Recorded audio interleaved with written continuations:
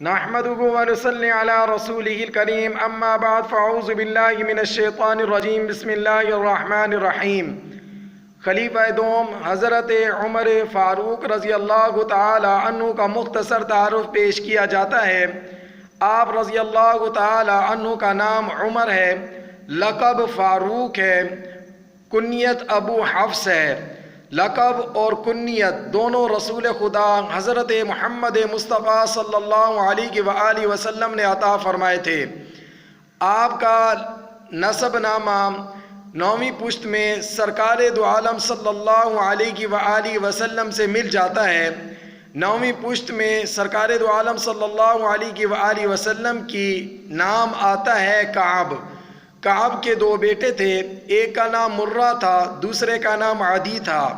مرہ کی اولاد میں حضرت محمد مصطفیٰ صلی اللہ علیہ وسلم ہے اور عدی کی اولاد میں حضرت عمر فاروق رضی اللہ تعالی عنہ ہیں۔